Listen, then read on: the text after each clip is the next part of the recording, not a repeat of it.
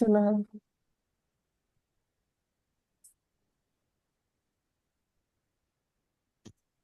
Buenas tardes, buenos días, cordiales saludos para todas las personas que se están uniendo y que están ya aquí en este segundo webinar de la red AlphaMed. Estamos camino al próximo congreso que se celebrará el próximo año en México, si no estoy equivocado.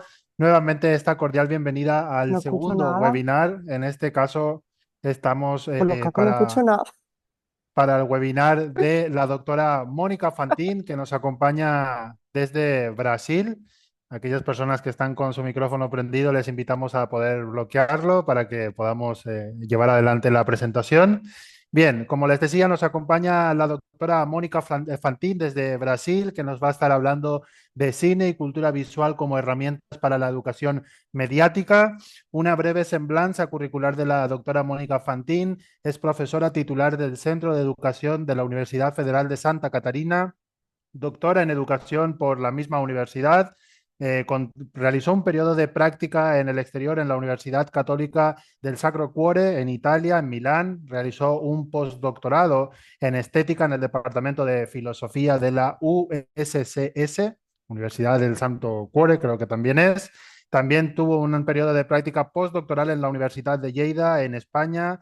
Actualmente está en el programa de posgrado en educación como una de las docentes. Es líder del grupo de investigación Núcleo Infancia, Comunicación, Cultura y Arte de la Universidad Federal de Santa Catarina y también del grupo de investigaciones científicas de pesquisa de Brasil. Participa en la red AlphaMed y está trabajando también con el Centro di Ricerca sull'educazione al media, all'innovazione e alla tecnologia de la Universidad Católica del Sacro Cuore, también de Italia, con la Universidad de Bolonia. Articula enseñanza, investigación y extensión a partir de los temas de la infancia, cine y educación, media educación, tecnologías y cultura digital, formación de profesores y dimensiones estéticas en la formación. Posee diversas publicaciones sobre infancia, cine, educación y comunicación, y a raíz de esa trayectoria es que hoy va a estar compartiendo con nosotros sobre cine y cultura visual como herramientas para la educación mediática. Doctora Fantín, sea usted bienvenida. Le escuchamos muy atentamente.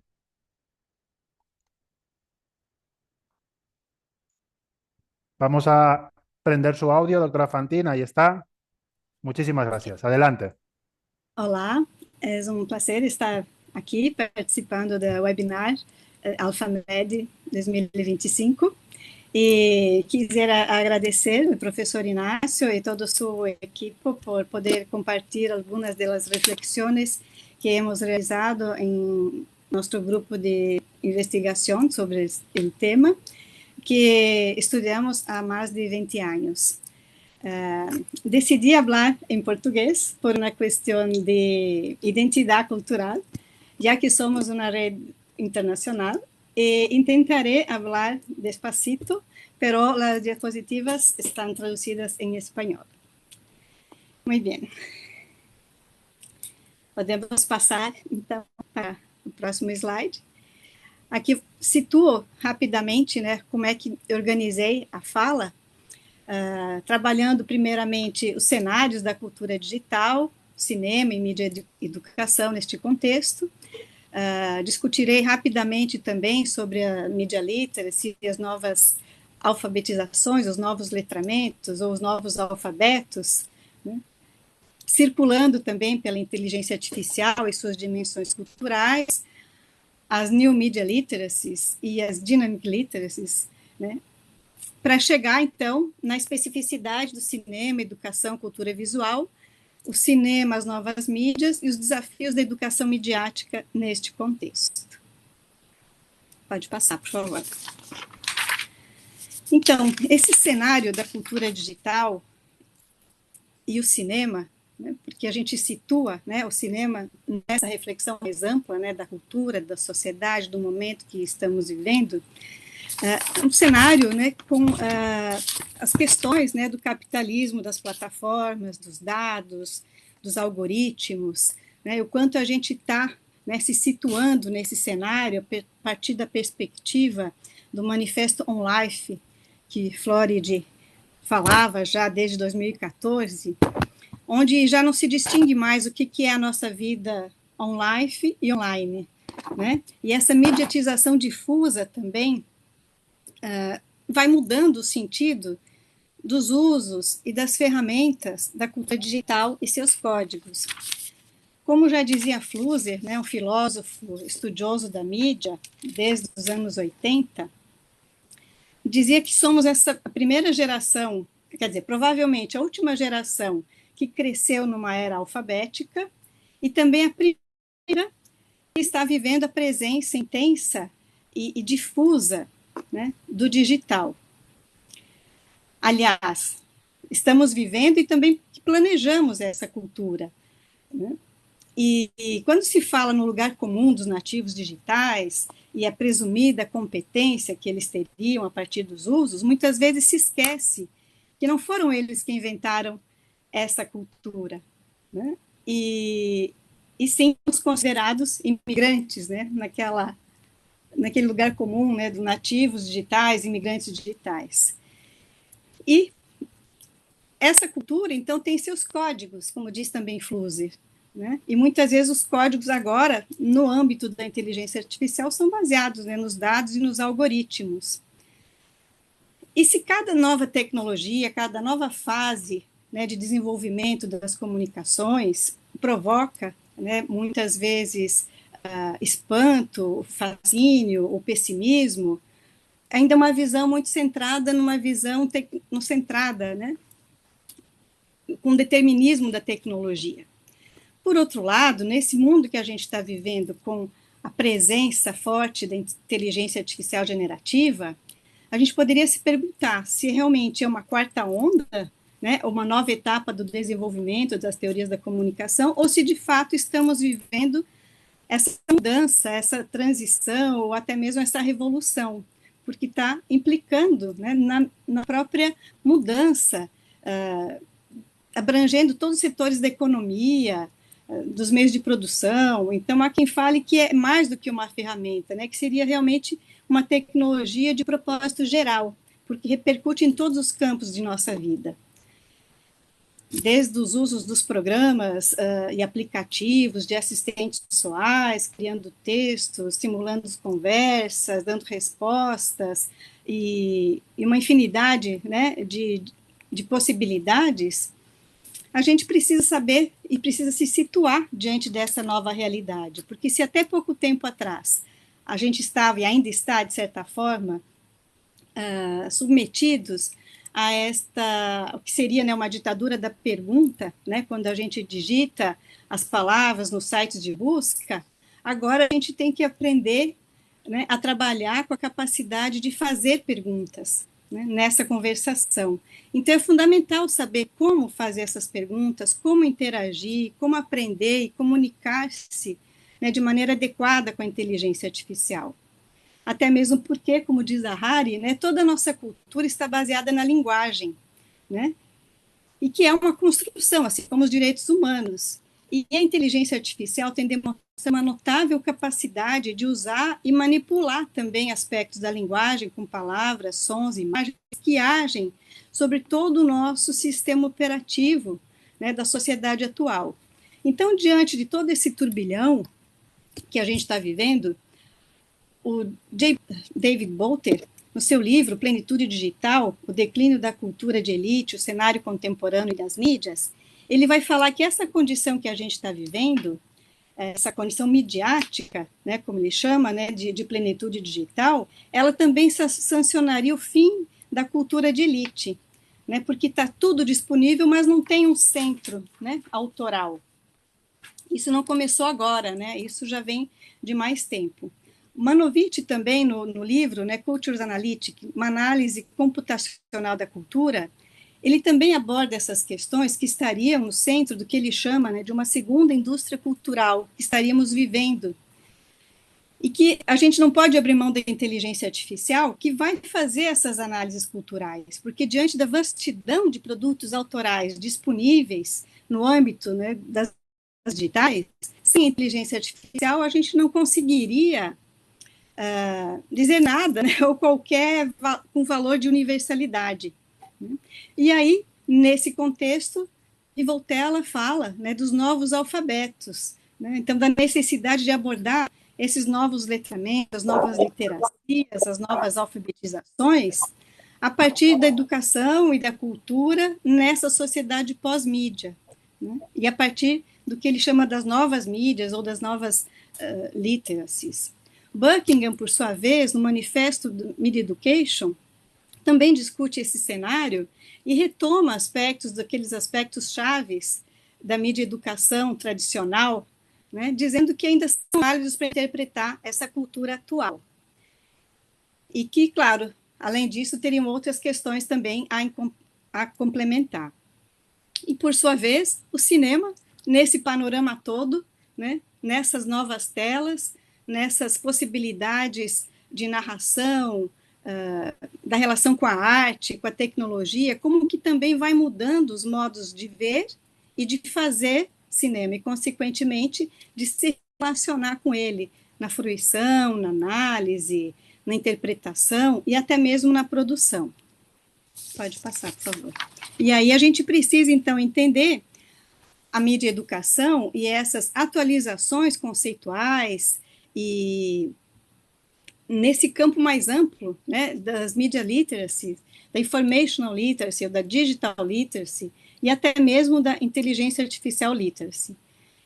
Então, interpretar esse cenário da cultura digital é uma condição de cidadania hoje, né, que, por sua vez, é um objeto da mídia educação, ou da educação midiática, né, que há muitos anos discute esses temas, essas questões emergentes sobre essas novas formas de comunicação, de interação com as tecnologias digitais, né, a partir dos conceitos, então, de multiliteracies do Newland Group, media literacy do Buckingham, information literacy do Voltaire, as new literacies do Langshark Nobel, e as novas mídias literacies, os novos alfabetos que Voltaire propõe, e mais recentemente essa discussão sobre Artificial Intelligence Literacy.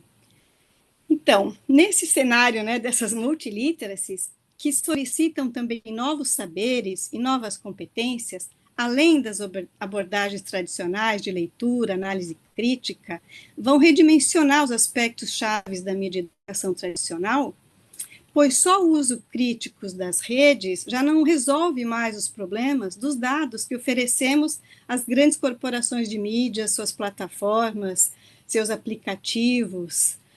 Então, a gente tem que seguir trabalhando com essa construção do pensamento crítico, né, que é o aporte da educação midiática diante das práticas midiáticas, culturais, junto com os novos desafios, as novas responsabilidades e uma nova consciência ética, ou talvez uma ética da resistência e do mediativismo, como argumenta Voltaire.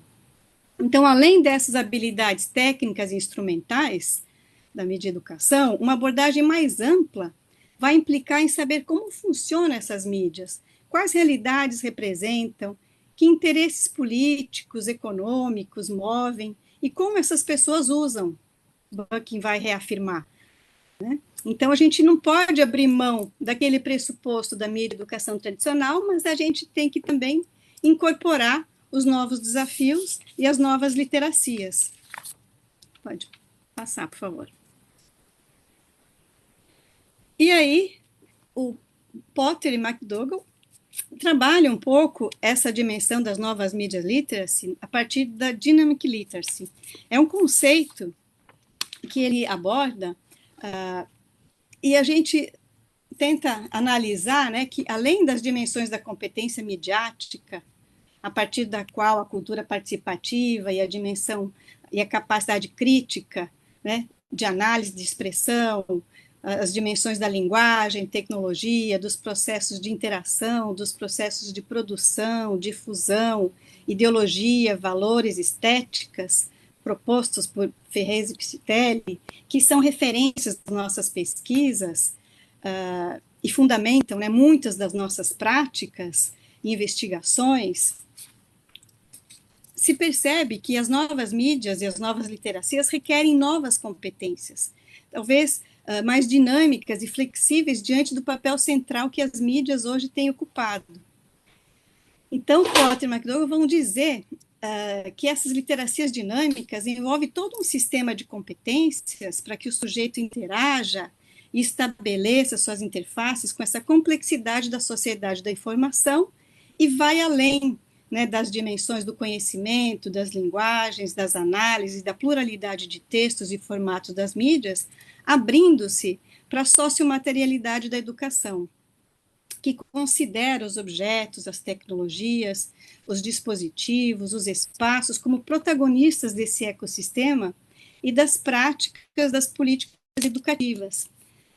Então, abrir-se para essa dimensão é incorporar, né, todo esse contexto mais amplo, e não só o artefato.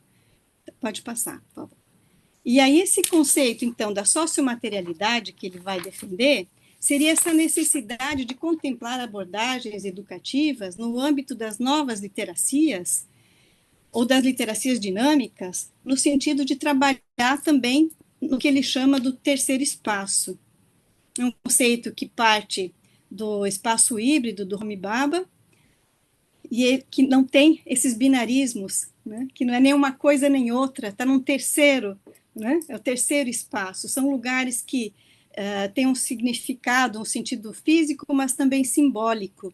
Não é nem a casa, nem a escola. É um meio, né? Pode ser o cinema, pode ser o museu, pode ser outros espaços também, né? Lugares em que essas atividades de construção de sentido são relacionadas às práticas midiáticas e envolve grupo de afinidades, né, que John Paul Dee fala, né, em contextos informais ou formais, no sentido físico ou simbólico, com aprendizagens construídas em contextos não lineares, interdisciplinares, marcados e entrecruzados pelo atravessamento das mídias.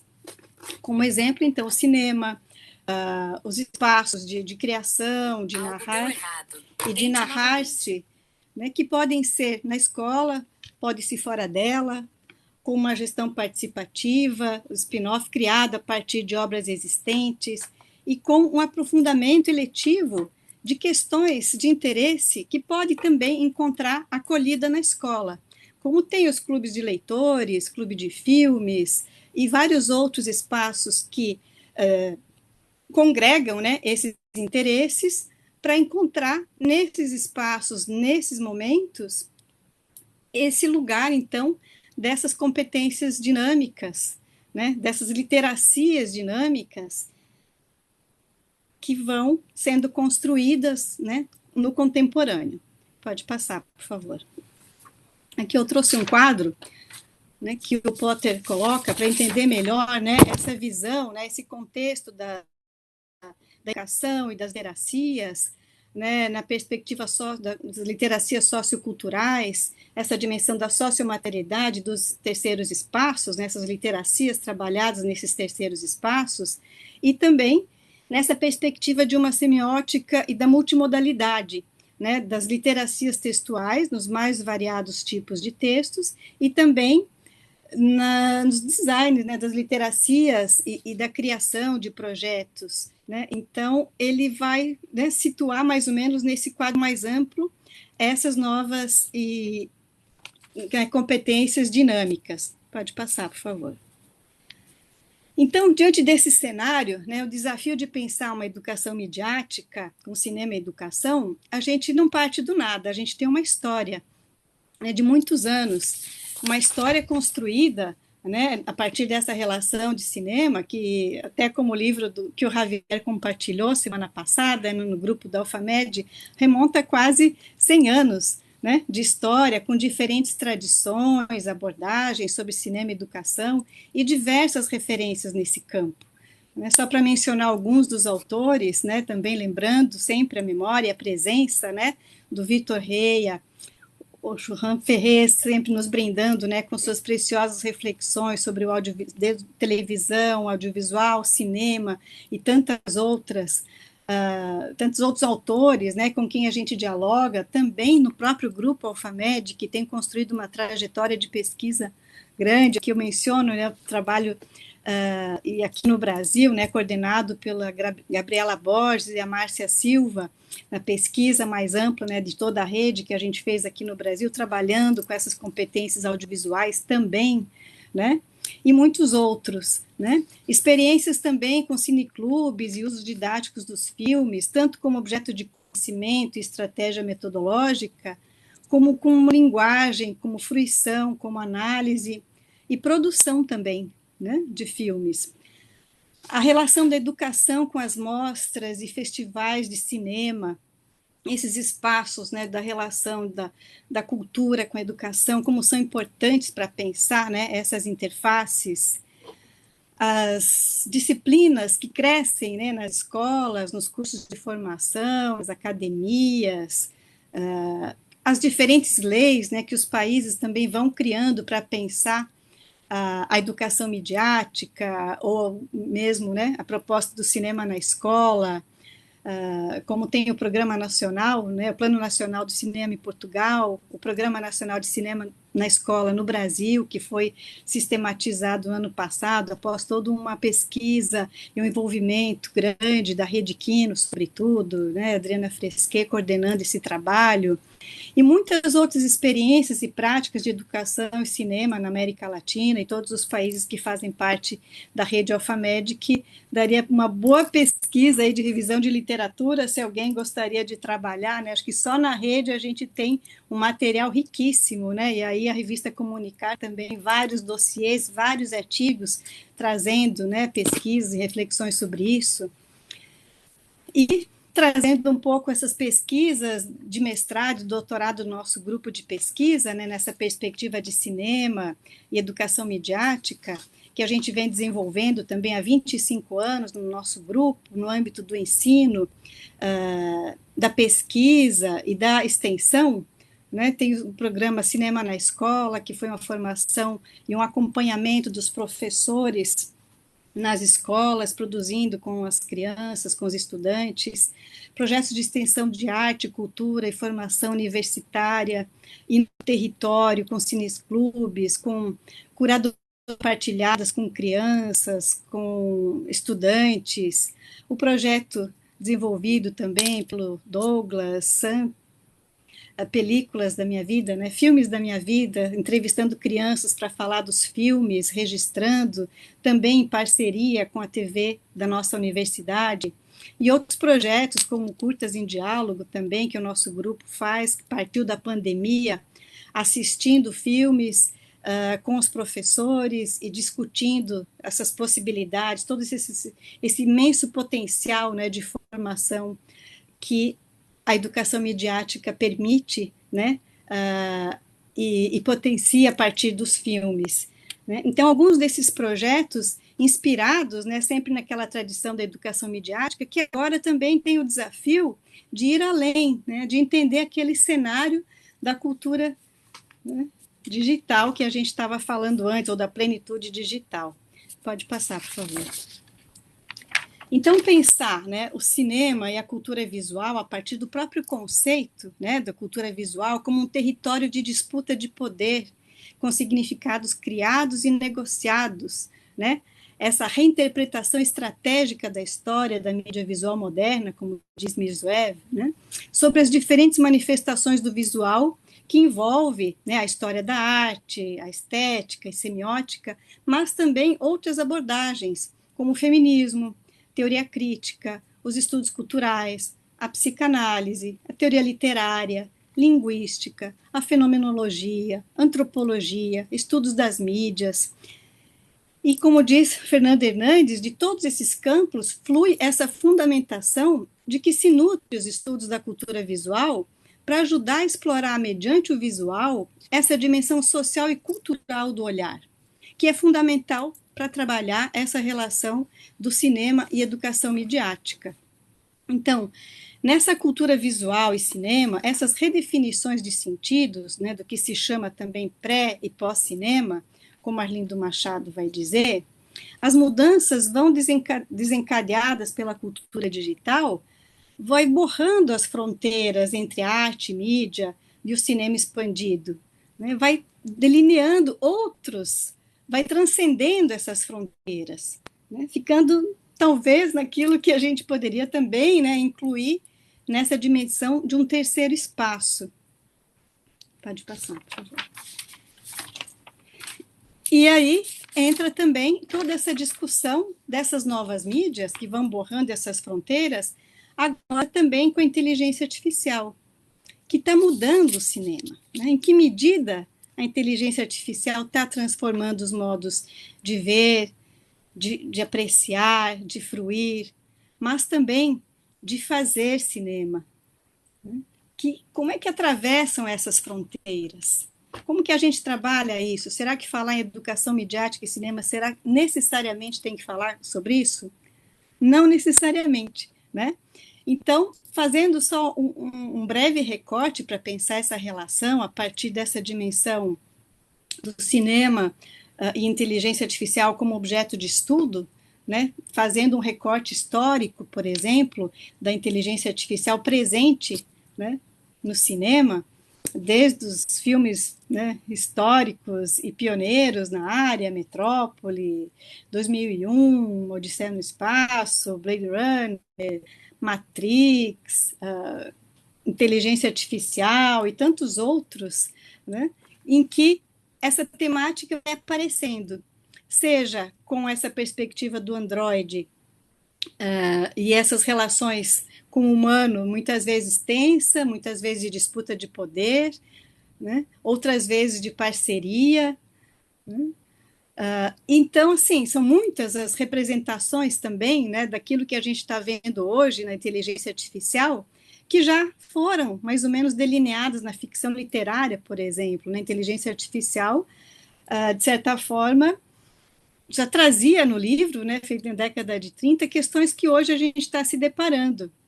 Né, que foi uma adaptação literária, né, e muitos outros que a gente vai pensando quanto a realidade já ultrapassou a ficção, né? Então, assim, pensando nessas possibilidades da inteligência artificial tematizada no cinema, tem uma vasta, né, gama de conteúdos que poderiam ser explorados, né, e atualizados ou até mesmo questionados. E também como instrumento, né, a inteligência artificial na produção cinematográfica. O que está trazendo hoje também de novidade nessas possibilidades preditivas, por exemplo, né, onde a inteligência artificial estuda roteiros e filmes para simular receitas de sucesso de bilheteria, né, os algoritmos da inteligência artificial com reconhecimento facial e sensores que identificam as emoções dos espectadores em testes de projeção para ver, então, as receitas dos sucessos e reproduzir, né, ou tentar reproduzir, embora a gente saiba que não é tão, entre aspas, simples assim, né? Outra possibilidade em relação a essas transformações, metamorfoses e falsificações, né, que a gente vê ou nem sempre imagina que tenha sido feito desse jeito, né, para substituir muitas vezes atores, para rejuvenescer ou para envelhecer, ou atuar até mesmo na ausência, né, sem a pessoa estar presente. Softwares também de leituras de movimentos labiais para pensar numa melhor sintonia nas dublagens. As experiências também com machine learning, né, em apoio à criação com softwares utilizados em cenas de combates, por exemplo, nas lutas dos soldados digitais do Senhor dos Anéis, né, e muitos outros exemplos que a gente poderia se debruçar, né, motion capture, por exemplo, quando o algoritmo aprende essas performances de alguns atores talvez mais antigos, e projeta sobre atores mais novos, em tempo real, você vai corrigindo, né? E mais recentemente, o roteiro e direção, né, de um curta-metragem a partir do sistema de inteligência artificial chamado Benjamin, né, que foi bastante polêmico e está sendo bastante polêmico ainda, né? Então, quais esses limites da ficção e da realidade nessa perspectiva de uma educação midiática, né? Como lidar com essa questão da transparência, né, da inteligência artificial? Porque a gente ainda não sabe muito bem como funciona, né? Então, como que isso entra nessa perspectiva mais contemporânea de pensar uma educação midiática com o cinema diante dessas possibilidades, né, que a inteligência artificial traz. Pode passar, por favor.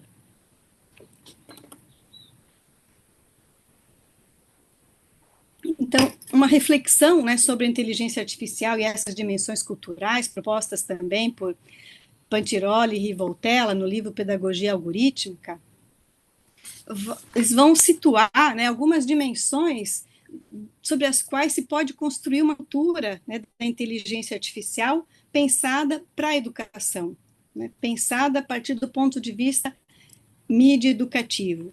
Então, uma primeira que eles mencionam é essa dimensão da linguagem, né, da dimension literacy. Conhecer a linguagem da inteligência artificial hoje é uma questão de cidadania, e não só de informática, não só de aspectos técnicos, né? A dimensão crítica, né, ou essa consciência crítica, né? Então, como trabalhar com algo que não se vê? Então, os algoritmos não têm essa forma textual ou visual como tem a fotografia, por exemplo, né? Então, o desafio dessa perspectiva do que seria talvez uma conversação, uma dimensão dialógica com a inteligência artificial seria possível, né? Essa dimensão ética, né? A reflexão, a perspectiva da responsabilidade, né? Tanto dos informáticos que fazem a base de dados, né? Quanto a nossa responsabilidade, né, enquanto usuários, né, quando usamos inteligência artificial generativa, sem muitas vezes assumir a autoria, né, e o que a Hari vai dizer, se você está conversando com alguém e não sabe se alguém é uma máquina ou uma pessoa, acabou o espaço da conversação democrática, né, isso seria uma ameaça à democracia para ele, né. E sem falar, né, na questão dos dados, né, fakes, que muitas vezes se usa sem saber, né, que são, ou que está sendo também propagada desinformação. E quem seleciona esses dados com quem a gente utiliza, né? Aquele perfil, né, diz aquele perfil clássico, né, de um homem branco do Vale do Silício, por volta de 40 anos, né, que vai está trabalhando nessa base de dados com quem a gente faz essas pesquisas, isso me referindo, né, a esses programas norte-americanos, e agora a gente foi surpreendido, né, semana passada, com outras possibilidades, né, da DeepSeek, bagunçando todo esse mercado, trazendo outras referências para a gente pensar, né, essas questões.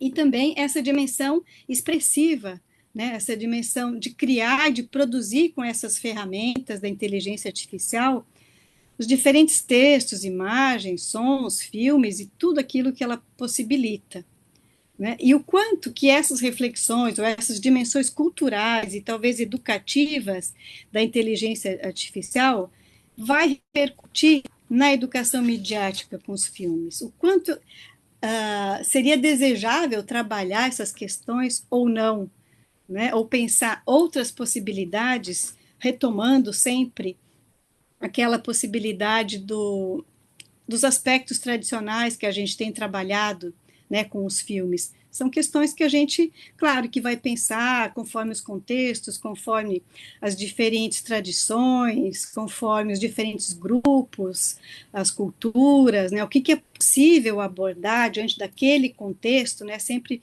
pensando, então, numa proposta situada, né, conforme essa leitura, né, daquele grupo que se está trabalhando. O que é mais importante, então, priorizar?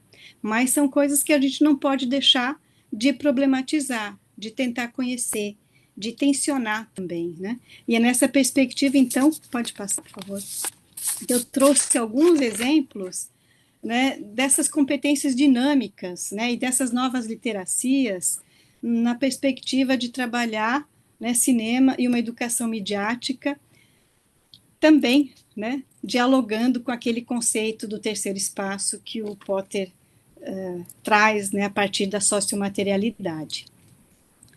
Então, uma possibilidade, né, de ampliar os repertórios fílmicos, os acessos, o conhecimento, as formas e conteúdos que envolvem, né, o cinema, as linguagens audiovisuais, a educação midiática, na perspectiva da fruição, da análise, da produção, construindo conhecimentos no âmbito das literacias dinâmicas, né, mediáticas, informacionais, digitais e todas aquelas dimensões, né?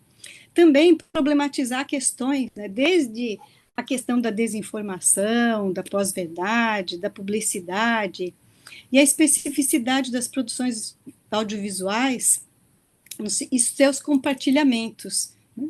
Discutindo, problematizando o papel das estruturas sociais, econômicas, jurídicas, cívicas, culturais, sociais, ambientais, né, e educacionais que atuam, né, na sociedade e que a educação tem que trabalhar. Tem que oferecer as chaves de leitura para essas crianças e jovens poder interpretar essa realidade, esses desafios e poder se situar de forma consciente, de forma ativa, né, ser protagonista nesse processo. É um super desafio, né, se a gente for pensar como que trabalha essas estruturas sociais, econômicas, jurídicas, como trabalha essa sociomaterialidade com crianças, né? Então, qual a especificidade do ser criança quando a gente defende, por exemplo, os 3 Ps, né, os direitos de proteção, provisão e participação, e mais recentemente o direito ao ambiente digital e também à desconexão? Como trabalhar e tensionar todas essas questões, né? São desafios que a gente, né, tem que construir propostas, né? Então, investigar, né, o remix, as possibilidades de difundir, divulgar informações nas várias plataformas de audiovisual, além, né, dos streaming, como também administrar,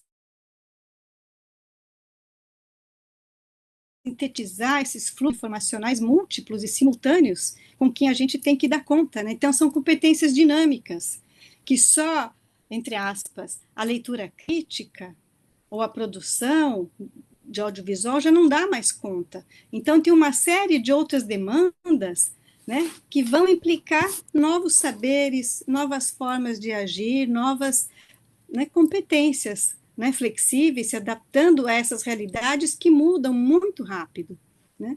Então, também, né, criar roteiros e outras produções de forma autônoma, ou até mesmo mediada pela inteligência artificial generativa, mas não padronizada apenas por formatos prévios que a informática social de amplo consumo oferece e, por vezes, impõe, né? Então, promover também experiências com audiovisual nos moldes das plataformas, com seleção criteriosa de aplicações, seja em código aberto ou software proprietário, né? A assistência personal, né, da inteligência artificial generativa para criar textos, imagens, música, para editar vídeos, até mesmo clonar vozes, entre outros, sempre refletindo criticamente sobre os riscos, sobre as possibilidades, sobre as questões autoriais, sobre a ética, a estética, a economia, a política, a ideologia, os valores, aquelas dimensões todas sempre presentes, né? Vai clonar a voz, mas com que objetivo? Para quê? Vai usar imagem sem autorização? Pode voltar ainda, que tem mais um lá. Então, são muitas questões que interpelam, né, como trabalhar essa perspectiva, né, crítica, ética, estética, considerando todo esse aparato e esse desafio, né, ainda mais nesse mundo polarizado que a gente está vivendo, né, das bolhas, né, e outra possibilidade também, né, de trabalhar com essas competências e literacias dinâmicas, né, seria construir, né, portal ou plataformas digitais institucionais voltadas para o universo cinematográfico a partir da escola, né? Tipo um banco de dados com produções audiovisuais selecionadas, né, com uma curadoria, ou até mesmo a partir das produções de estudantes, de docentes, né? Os editais de chamada, seja para concursos, seja para prêmios, né, nesse âmbito, o estímulo, né, a essas redes, os cursos de formação, os materiais de apoio, né, para a formação de espectadores, de produtores conscientes, ativos, sobretudo, né? Então, como dar conta de todo esse universo, de todas essas demandas, né, que fazem parte do nosso mundo e que a educação midiática hoje é uma condição, né, uma chave de oferecer essas chaves de leitura desse mundo, né? E para finalizar, né, essa reflexão, né, pode passar, por favor. Pensar então Profesora esses Mónica, permítame un segundito. Estamos próximos a finalizar la intervención de la doctora Mónica, por lo tanto, pueden ir preparando sus preguntas para el espacio de debate en el que la presidenta de la Red Alfamed Joven, Elizabeth Roja, nos va a estar dando el turno de palabra. Así que, profesora Mónica, para ir cerrando ya su intervención. Muchísimas Muy bien. Sim, esse é o último slide. Então, pensar os desafios, né, do cinema, da educação midiática, da inteligência artificial, das multiliteracies e todas essas articulações, né, do contexto da cultura digital que a gente vive, né, pensar então essa cidadania, né, dos dados, pensar com os dados, fazer com os dados e compartilhar com os dados, mas a partir daquela ideia, né, cultural, né, sabendo que esses dados se ancoram num contexto mais amplo, né? E aí o Rivoltella vai dizer que a nova fronteira do pensamento crítico, que é, né, o eixo, né, da mídia educação para a cidadania, hoje envolve a capacidade de conversações estratégicas, né, com esses assistentes pessoais. Conhecer, saber conversar com a inteligência artificial, saber fazer as perguntas para ter critérios sobre as respostas ativas, numa perspectiva, então, de uma literacia, né, da inteligência artificial e das novas literacias, dessas competências dinâmicas. Aí eu pergunto, né, se é possível situar-se, né, diante dessas possibilidades críticas, éticas, estéticas, e trabalhar todas essas questões sem perder a magia e o encantamento do cinema? Até que ponto a gente, trabalhando com todas essas questões, consegue ainda assegurar, né, esse encantamento, né, da nossa relação com os filmes, né? Então, o desafio de pensar também uma outra ideia de escola, de pesquisa, né, de investigação e de formação, a partir da revisão e atualização, né, de certas referências e de certas perguntas sobre essa relação entre cinema, cultura visual, educação midiática e suas dimensões, né, culturais, crítica, ética, estética.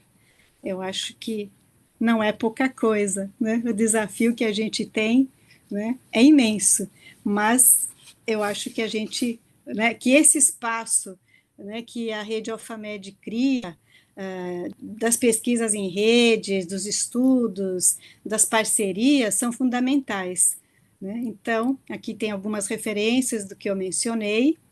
Eu agradeço mais uma vez, né, essa possibilidade. E acho que é isso. Acho que o último slide aí. Muito obrigada.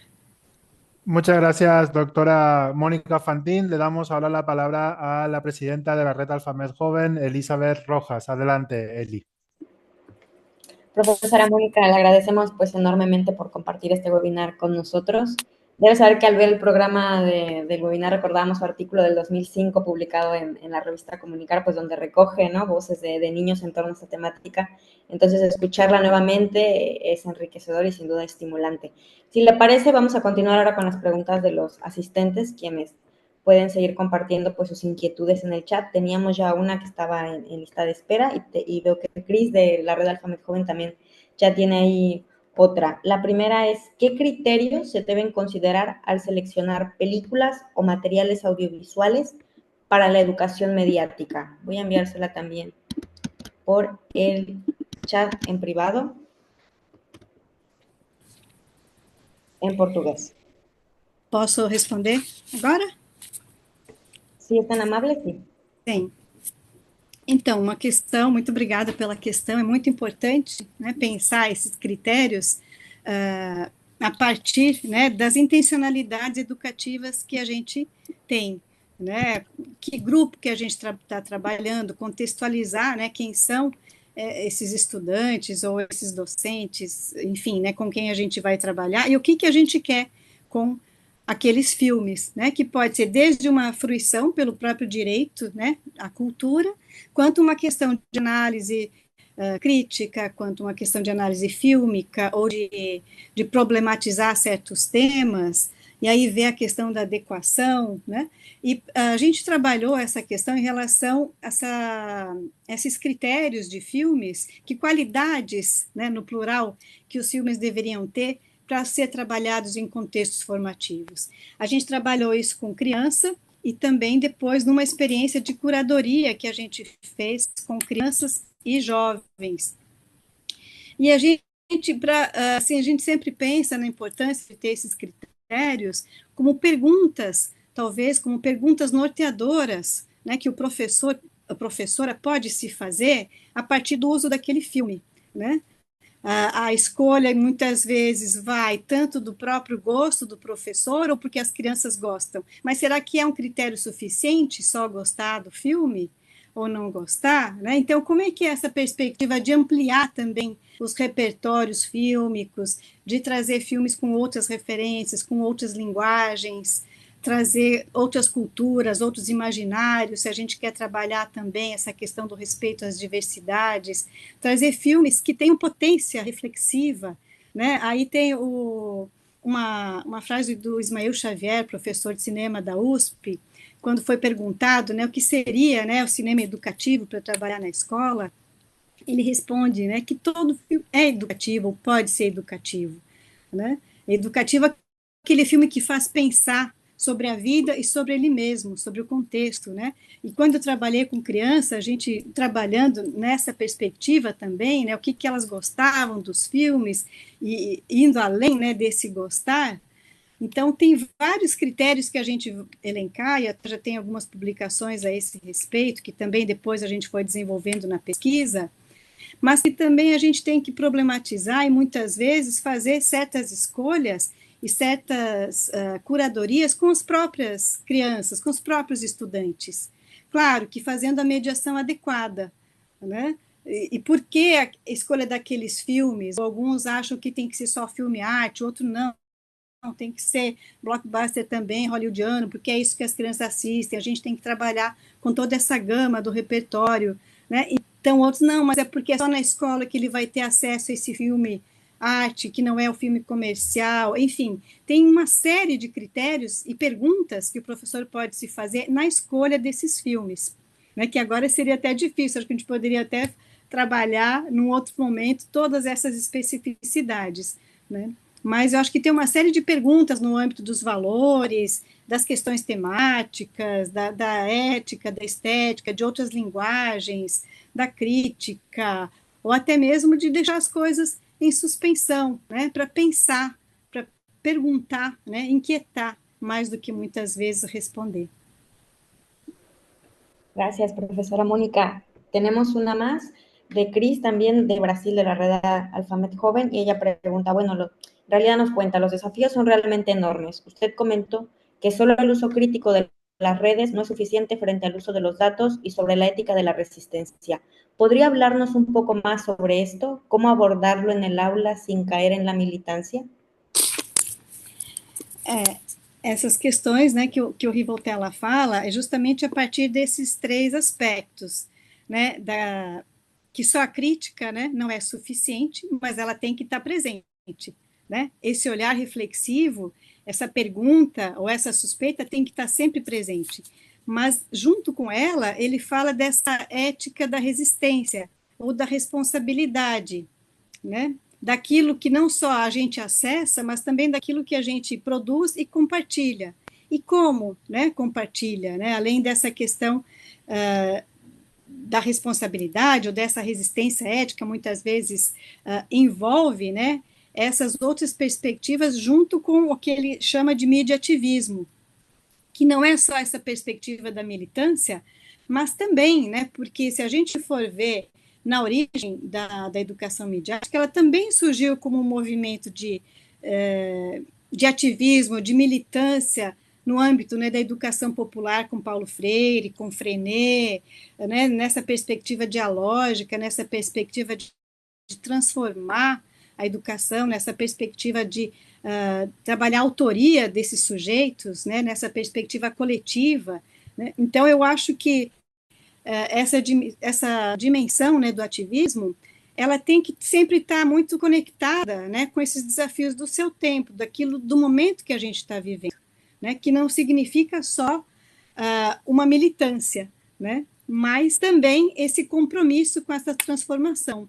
E aí, lembrando um pouco daquilo que o Flusser fala, né, no livro dele, quando ele fala na perspectiva dos designers de sentido, né, como você constrói, né, essa construção de significado que é tão pessoal, tão subjetiva, mas também sempre ancorada, né, num contexto mais amplo, e ele vai falando dos usos, né, no mundo codificado.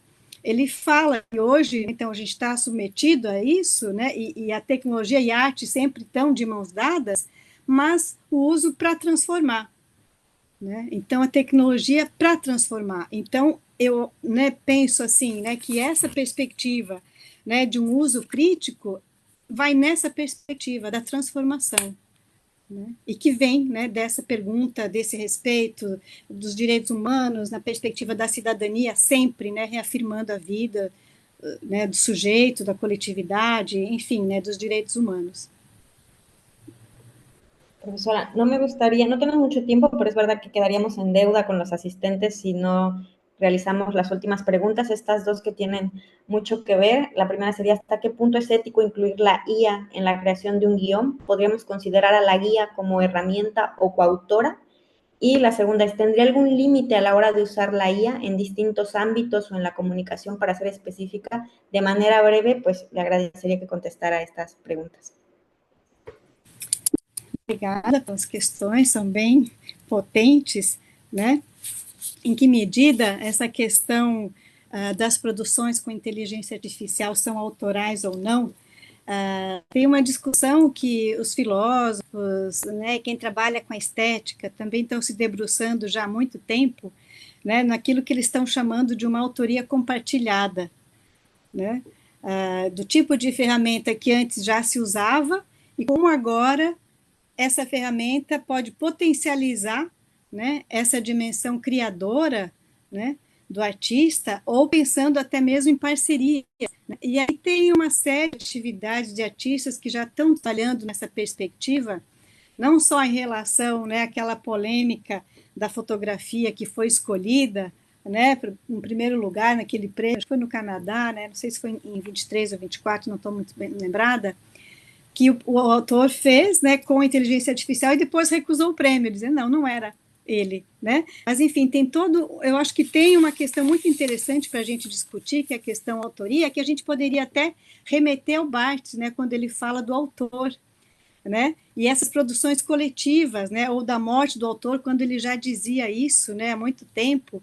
Como é que hoje, então, essa questão está sendo colocada com a inteligência artificial, né? Eu ainda acho que é um debate muito forte, né, que tanto a filosofia quanto a arte está se debruçando para pensar justamente essa questão autoral, a partir até mesmo daquele texto, daquele material que eu falei, né, do Manovich, mas também do livro que ele fala sobre estética da inteligência artificial, que ele vai também tensionar um pouco essa questão, não só na predição, mas também na automatização cada vez maior, né, em relação a isso, que corre também o risco, né, de perder essa dimensão da criação, né, e sendo cada vez mais, né, a partir da predição. Por isso também eu acho que a ênfase muito grande em trabalhar com esse pensamento criativo e com a imaginação, né, que vai além dessas parcerias ou desses usos, né, ou das coautorias, né, com a inteligência artificial.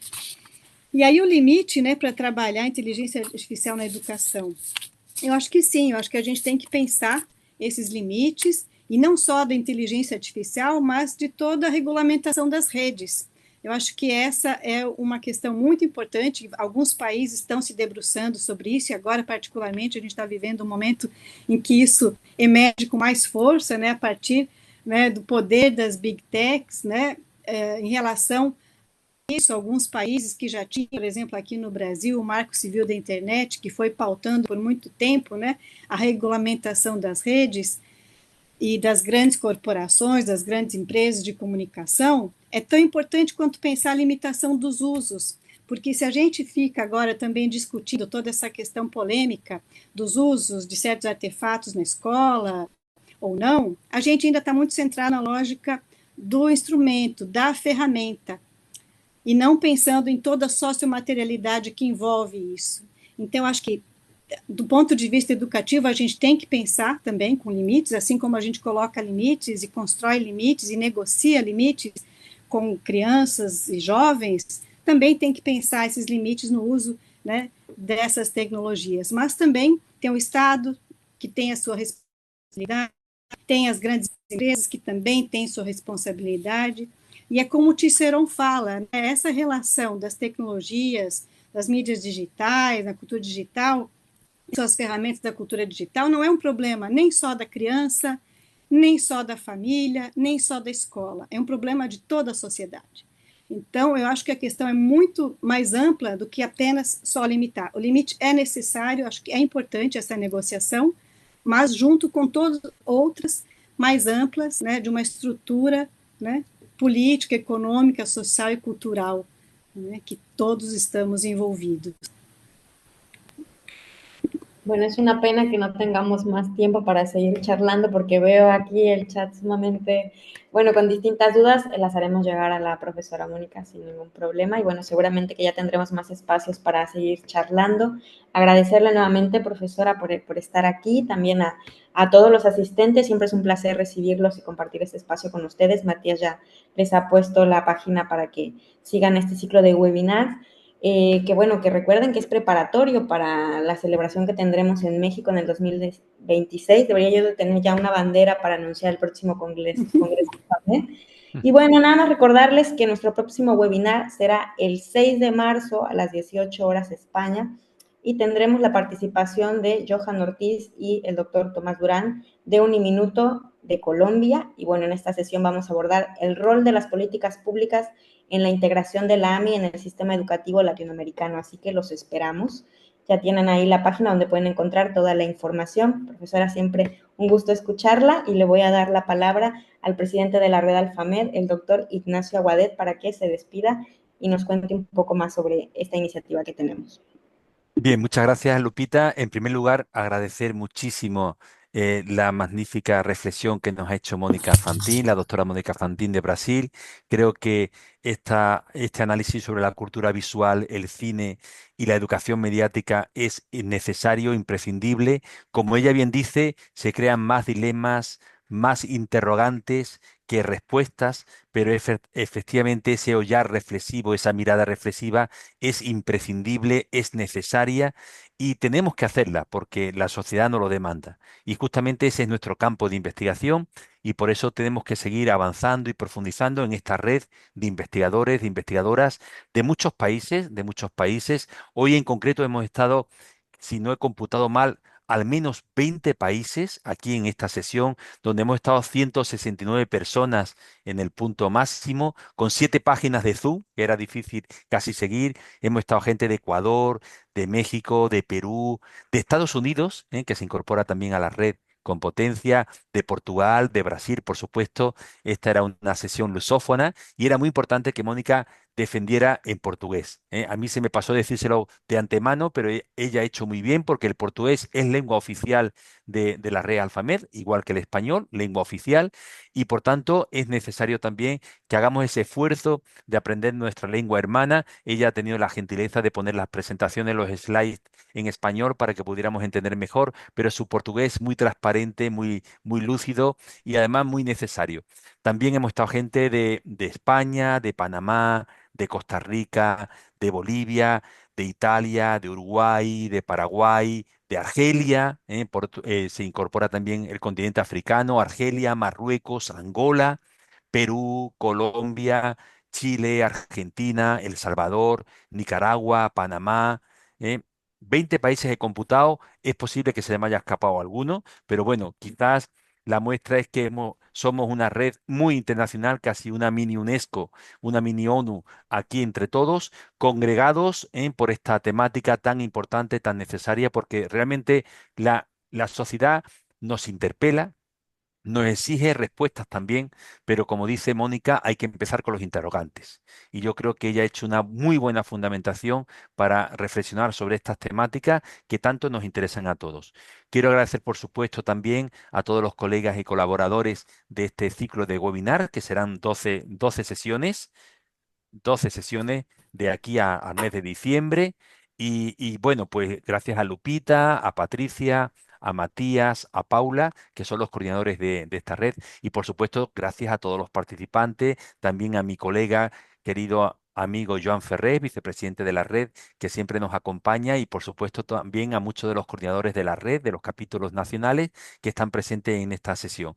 También agradecemos a los estudiantes que se han incorporado por primera vez de diferentes másteres, doctorados, porque realmente esta es una convocatoria abierta, y que, bueno, es una hora al mes, es una reflexión a esta hora de la tarde en Europa, de la mañana en América, y os invitamos, como decía Lupita, para la próxima sesión, que será muy interesante, porque vamos a hacer esa combinatoria muy propia, muy singular de la Real FAMED, de combinar un doctor senior, reconocido, reputado, como el doctor Tomás Durán, vicerrector de investigación de la Uniminuto, una de las grandes universidades colombianas, como todos sabemos, y al mismo tiempo un doctorando, un investigador emergente del capítulo Alfamé Joven, y yo creo que esta combinatoria de jóvenes con seniors es algo que nos define, que nos singulariza y que nos proyecta al futuro en estas temáticas de tanta necesidad. Como tenemos que ser muy puntuales, y los coordinadores, si no, me dicen que no me puedo pasar de tiempo, son ya las y 3 minutos, y por tanto agradecemos mucho vuestra presencia. Os combinamos para que estéis el próximo mes, el 9 de marzo, el 6 de marzo, perdón,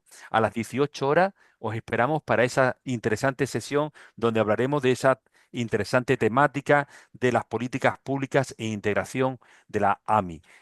Tened presente que Tomás Durán trabaja en la UNESCO y que el próximo Congreso Mundial de UNESCO AMI va a ser justamente en Colombia, en Bogotá, organizados por diferentes universidades. Será en el mes de octubre, a finales de octubre, y bueno, pues Alfamed tendrá que tener un protagonismo importante, dado que el Congreso Mundial nos viene a la región latinoamericana. Así que un placer de estar con todos vosotros. Nos hemos unido sitios, gente muy distinta, desde Chile hasta Estados Unidos y hasta Italia. Creo que en esta ocasión está Eslovaquia, que también es un país invitado dentro de la red, pero somos muchos y tenemos que ser más, porque la temática lo merece, y sobre todo lo merece la sociedad, que tenemos que dar respuestas a partir de los interrogantes. Y Mónica nos ha abierto muchos, así que muchas gracias, Mónica. Las últimas palabras para ti. Un saludo especial a todos y nos vemos el próximo mes. Chao, chao. Graças. Só tenho que agradecer mais uma vez, professor Inácio, Abrazos, toda un a saludo. equipe. Muito obrigada por tudo. Até a próxima. Chao, chao. Adiós, Mónica. Gracias a todos. Abrazo, abrazo. Gracias a todos. Parabéns, Mônica. Gracias, chao. Beijo. Tchau.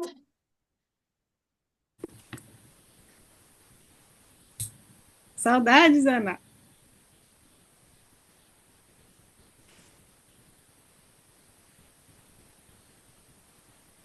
Não estou te ouvindo. Agora sim. Que você estava sim. ótima, foi excelente a sua contribuição e estou com saudades. Obrigada. Beijo no coração. Nos vemos, nos hablamos. Vem passear por aqui. Vou. Agora já, passando o calor, já estou indo aí. Beijo, coração. Tá. Avisa aí para a gente organizar alguma coisa. Com certeza. Beijo. Tchau. Beijo grande, então. Tchau, tchau. Gracias, profesora Mónica. Obrigada. Se depois você puder salvar os comentários e me enviar, ou Sí, se tiver justamente los estoy guardando. Tá bom. Para que tengan Saudade de você também. Quando é que você vem para o Brasil? Sí, Aqui sí. para Florianópolis, né? Para o Brasil, eu sei que você já veio, né? Mas tem que vir para cá também. Okay. Muchas gracias. Buenas tardes. Chao. Tchau, tchau.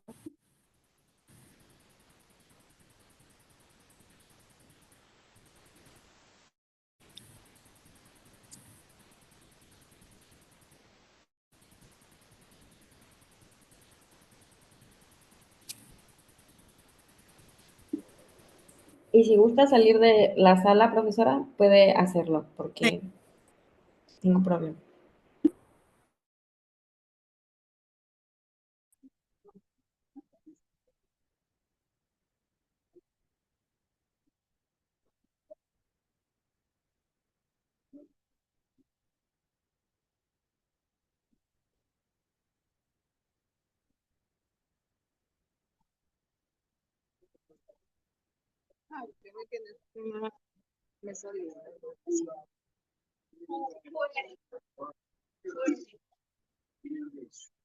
¿Cómo hago yo cuando me hace cierto todavía?